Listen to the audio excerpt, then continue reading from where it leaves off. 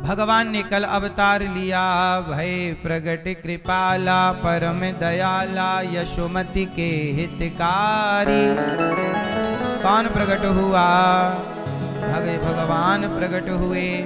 जब भगवान कृष्ण प्रकट हुए, कब प्रकट हुए? भादों का महीना, कृष्ण पक्ष, अष्टमी तिथि, रात के 12 बजे अभिजित मुहूर्त प्रकट हो गए भगवान। भगवान क्या हो गए?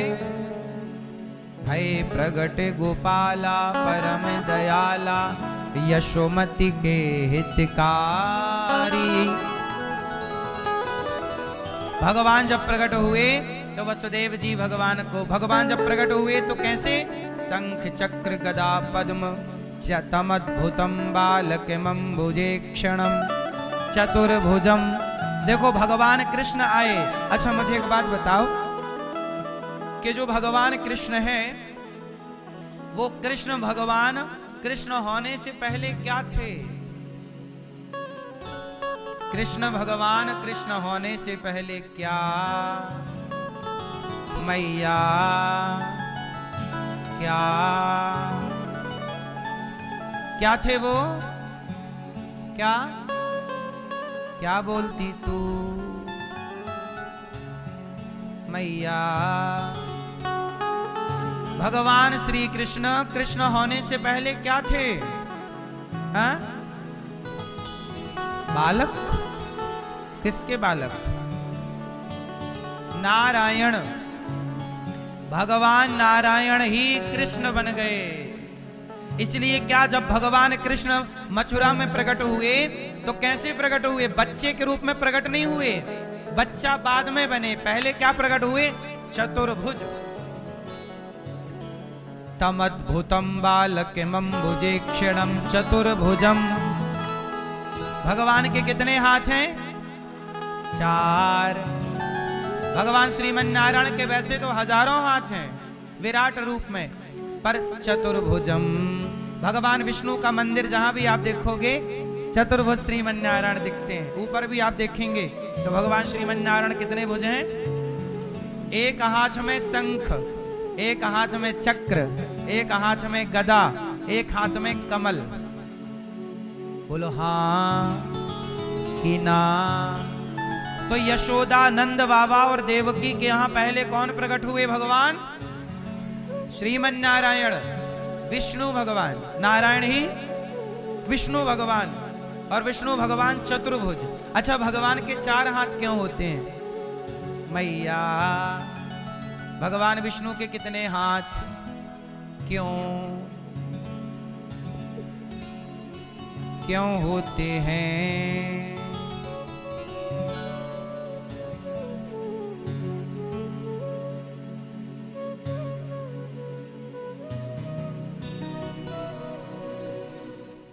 चार हाथ क्यों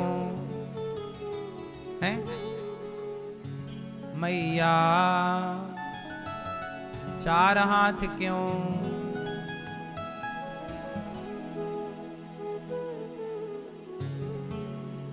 क्या एक हाथ से?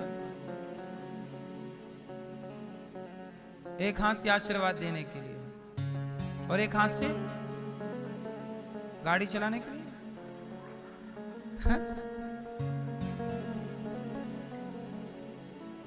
हाँ, भगवान के 4 हाथ क्यों? क्योंकि 4 युग हैं। युग कितने? चारों के नाम बताओ। सतयुग, त्रेता, द्वापर, कलयुग। चारों युगों के भक्तों के लिए एक एक हाथ सदा तैयार है भगवान का। चतुर्युग, 4 भुजा। किसी भी युग का भक्त हो, मेरा हाथ सदा, एक हाथ उसके लिए रिजर्व है। चारों युगों के भक्तों के लिए एक एक हाथ, सदा मेरा हाथ तुम्हारी ओर। दूसरा कारण, हमारे सनातन में आप लोग, मैया आपके कितने भैया हैं? एक। आपके एक, ये मैया बताएंगी पर्पल मैया कितने। आपको ही पूछ रहे हैं मेरी माँ। अरे आप, हाँ, एक। भैया आप बताओ आपके कितने भाई? हाँ, 3, 4, 2, 1, 2, 5, 6 भाई हो आप। और बहन 1, टोटल 7। सही। आप कितने भाई हो टोपा वाले भैया? 5। अब सुनो, आप लोगों ने उत्तर तो अपने हिसाब से सही दिया, पर मेरे हिसाब से गलत है। हम सनातनी 4 भाई हैं। हम सब कितने भाई?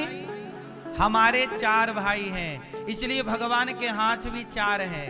4 हाथ क्यों हैं? क्योंकि हम 4 भाई हैं। एक भाई सनातन का ब्राह्मण, एक भाई क्षत्रिय, एक भाई वैश्य, एक भाई शूद्र। हम चारों भाई हैं और चारों के लिए भगवान के एक एक हाथ के, तुम चारों को मैंने एक एक हाथ से थाम रखा है, इसलिए 4।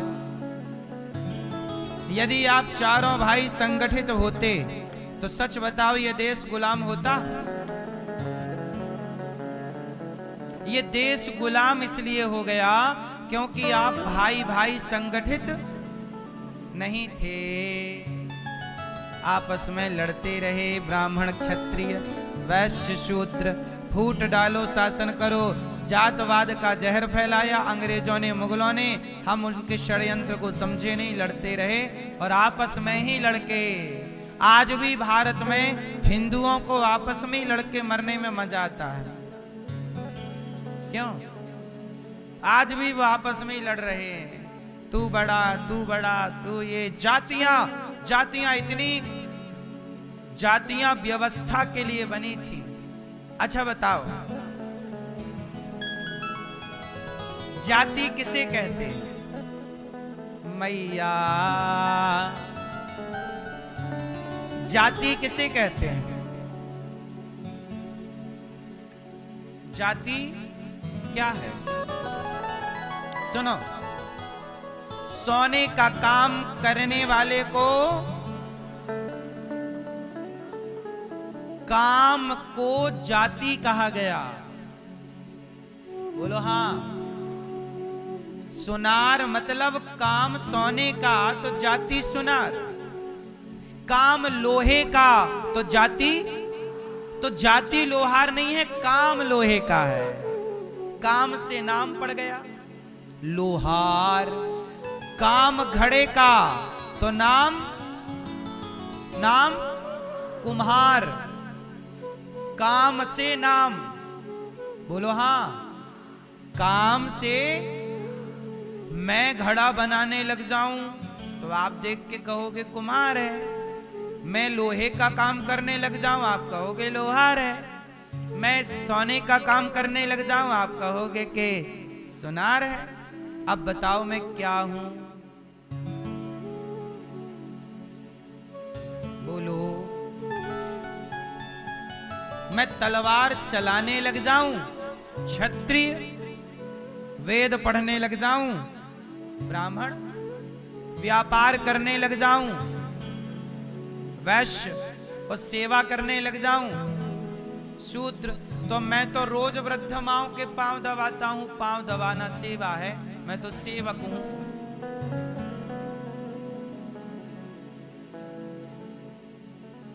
मैं क्या हूं? सेवक हूं। माओं के रोज पांव दबाता हूं, चरण सेवा करता हूं। आप भी तो अपने पिता के पांव दबाते होंगे, आप भी तो अपनी मां के पांव दबाते होंगे, आप भी तो अपनी सास के पांव में तेल लगाती होगी मैया कभी। आप भी तो अपने ससुर की सेवा करती होंगी, रोटी देकर, कपड़े धोकर, थाली धोकर। कई बार तो सास ससुर बुढ़ा हो जाता है, बिस्तर पे मलमूत्र करता है तो बहू ही उसे नहलाती धुलाती मलमूत्र तक धोती है ससुर की। बोलो हाँ।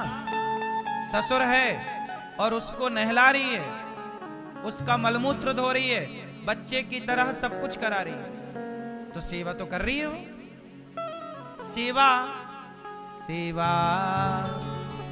इतनी कृपा सांवरे बनाए रखना, मरते दम तक सेवा में लगाए रखना।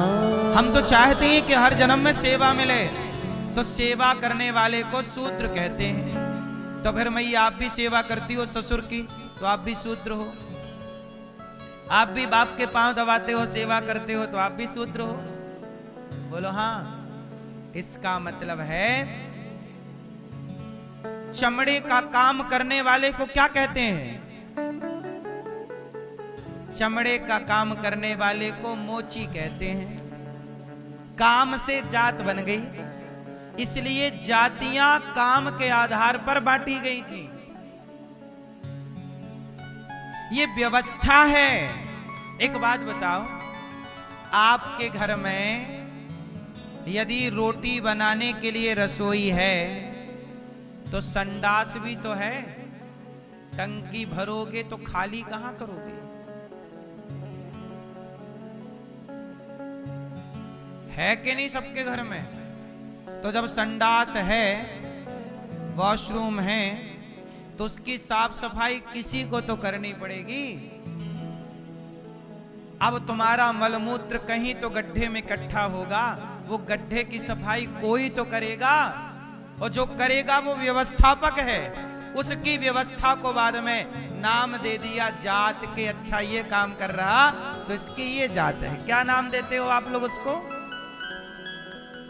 है? हाँ, तो काम से ना आपने नाम दिया है।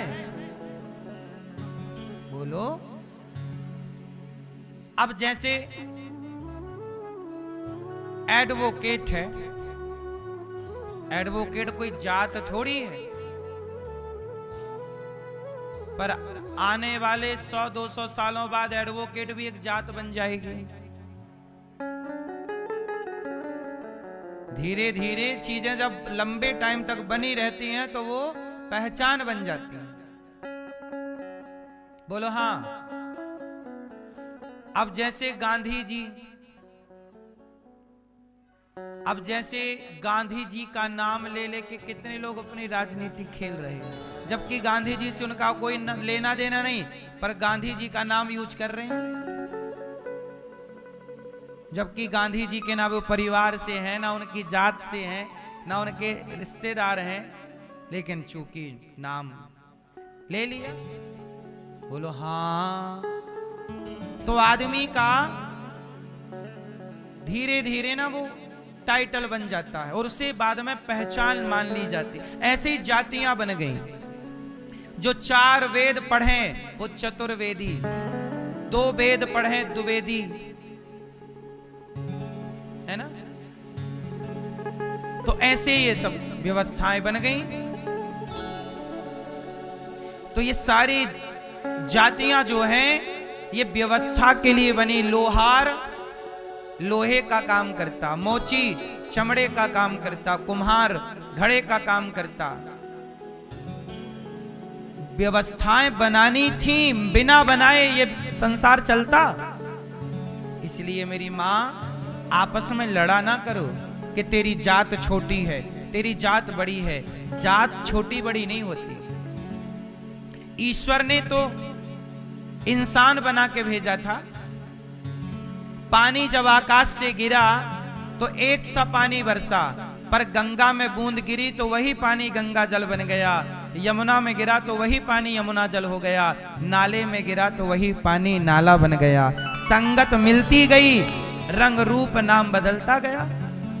पानी एक था, पर जैसे जैसे संग मिला वो पानी का नाम बदलता चला गया। इसलिए इंसानों से नफरत ना करो मेरी माँ, सबको गले लगाओ। चाहे मोची हो, चाहे लोहार हो, चाहे कुम्हार हो, चाहे आदिवासी हो, चाहे अति पिछड़ा हो, कौन भी कोई भी क्यों ना हो, सनातनी है, सब हमारे भाई हैं। इन सनातनियों को गले लगा के आगे बढ़ो। तुम गले ना लगाओगे तो अंग्रेज मतलब ईसाई मिशनरियां, मुसलमान पैसे दे दे के हिंदुओं को कन्वर्ट करा लेते हैं, हाँ या ना? धर्म परिवर्तन, तो तुम्हारे अपने हिंदू भाई ही मुसलमान और ईसाई बन जाते हैं, और ये तेजी से इस देश में चल रहा है, कोई नहीं रोक पा रहा है। बोलो हाँ। तो आप गले ना लगाओगे अपनों को, तुम कहोगे तुम तो अछूत हो, दूर रहो दूर रहो। तुम कौन अछूत है मेरी माँ? ये जो तुम्हारे अंदर घृणा है तुम ही अछूत हो, क्योंकि ये घृणा अच्छी नहीं है। जिसके अंदर घृणा है चाहे वो कोई भी हो वह अशुद्ध है। आपके भीतर की घृणा, नफरत, ईर्ष्या, छल, कपट आपको गंदा करता है। किसी की जात उसे गंदा नहीं बनाती। जात से कोई गंदा नहीं है, जात से कोई अपवित्र नहीं है। यदि जात से अपवित्र होता तो राम जी शबरी के बेर क्यों खाते? शबरी तो दलित है ना। राम गए और शबरी के बेर खाए। जब राम भगवान होके भेद नहीं करते तो मैं इंसान होके उनका दास होके भेद क्यों करूं? और ये बात मैं केवल कह नहीं रहा हूं। गौरी गोपाल आश्रम में 310 माताएं हैं। यहाँ कुछ माएं ब्राह्मण माता हैं, कुछ क्षत्रिय माँ हैं, कुछ वैश्य माँ हैं, कुछ शूद्र माँ हैं। आज तक मैंने किसी माता से उसकी जात नहीं पूछी और सबके पांव दबाकर सेवा की है, क्योंकि माँ तो माँ है। क्या जात पूछें कि तुम्हारी ये जात है तब हम रखेंगे? नहीं, मेरी माँ माँ माँ है। और आप देख लो गौरी गोपाल में कोई माँ के संग कोई भेद नहीं, सबकी व्यवस्था एक अखंड रसोई चलती है। जात पूछ के भोजन नहीं मिलता। सब एक लाइन में खड़े होते हैं, ब्राह्मण क्षत्रिय वैश्य शूद्र एक लाइन में प्रसाद मिल रहा। जब प्रकृति ने भी भेद नहीं किया, नदी का पानी सबके लिए बह रहा है, ऑक्सीजन हवा सबके लिए चल रही है, कुएं का पानी सबके लिए है, तो फिर मैं क्यों भेद करूं? सूर्य का प्रकाश सबके लिए है। इसलिए मेरी माँ, इसलिए क्या कहते हैं, हाँ, राह में आए जो दीन दुखी, राह में आए जो दीन दुखी। इसी लड़ाई के कारण ये देश 1000 साल तक गुलाम रहा, जातवाद की लड़ाई के कारण, और तुम अभी भी नहीं समझ रहे हो।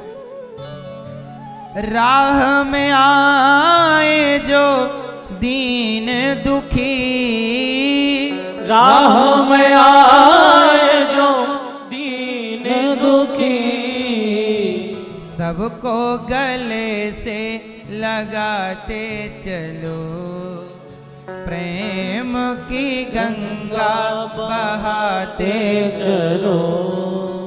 राह में आए जो दीन दुखी, राह में आए जो दीन दुखी, सबको गले से लगाते चलो। जिसका न कोई संगी साथी, ईश्वर है रखवाला। जो निर्धन है, जो निर्बल है, वो है प्रभु को प्यारा। प्यारे के मोती लुटाते चलो, प्यारे के मोती लुटाते चलो, प्रेम की गंगा बहाते चलो। ज्योत से ज्योत जलाते चलो, ज्योत से ज्योत जगाते चलो, प्रेम की गंगा बहाते चलो। आशा टूटी, ममता रूठी, आशा टूटी ममता रूठी, आशा टूटी ममता रूठी, छूट गया है किनारा।